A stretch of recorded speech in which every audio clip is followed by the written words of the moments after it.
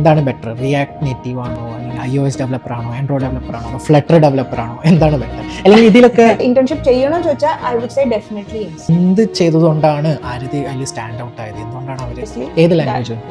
ഇപ്പൊ ആൻഡ്രോയിഡിലാണെങ്കിൽ എന്ത് പ്രൊജക്ട് ചെയ്താലാണ് എനിക്ക് നല്ലൊരു പ്രൊഫൈൽ ഉണ്ടാക്കാൻ പറ്റുക? ഏത് പ്രൊജക്റ്റ് ഞാൻ സ്റ്റാർട്ട് ചെയ്യണം? അപ്പം എന്താണ് നമ്മൾ ചെയ്യുന്ന ഓരോ പ്രൊജക്റ്റിലും ഓരോ പുതിയ ഫ്രെയിംവർക്ക് API പഠിക്കുക. കാരണം ഇപ്പോഴത്തെ സ്റ്റുഡൻസ് കുറച്ച് സ്കിൽസ് പഠിക്കുകയാണ്, സെറ്റ് ഓഫ് സ്കിൽസ് പഠിക്കുകയാണെങ്കിൽ ഏതൊക്കെ സ്കിൽസ് റെക്കമെൻഡ് ചെയ്യും? അപ്പൊ ടെസ്റ്റ് ചെയ്യാൻ ഡെവലപ്പേഴ്സിന് യൂണിറ്റ്സ് ഇല്ല, ഫിസിക്കൽ യൂണിറ്റ്സ് ഇല്ല. അപ്പോൾ അതിന് പകരം നമ്മൾ എമുലേറ്റേഴ്സ് പ്രൊവൈഡ് ചെയ്യുക, അങ്ങനെ ഒരു കോൺസെപ്റ്റ്. അപ്പോൾ ആ ടീം അങ്ങനെ ഒരു ടീമിലായിരുന്നു. ഫ്രഷേഴ്സ് ഒക്കെ അവർക്കൊക്കെ ഏകദേശം നമ്മളെ നാട്ടിൽ നല്ല കമ്പനീസിലൊക്കെ ആണെന്നുണ്ടെങ്കിൽ ഏകദേശം ഏത് റേഞ്ച് ഓഫ് സാലറി എക്സ്പെക്ട് ചെയ്യാൻ പറ്റും? അത് ആ പ്ലാറ്റ്ഫോമിന്റെ കേപ്പബിലിറ്റീസ് ഫുള്ളി യൂട്ടിലൈസ് ചെയ്യണമെങ്കിൽ ഇതിനൊരു AI ഒക്കെ കാരണം ഇതിനെന്തെങ്കിലും ഇഷ്യൂസ് വരും? ഐ മീൻ പൈസ ഉണ്ടാക്കാനായിട്ട് വരണമെന്നുണ്ടോ?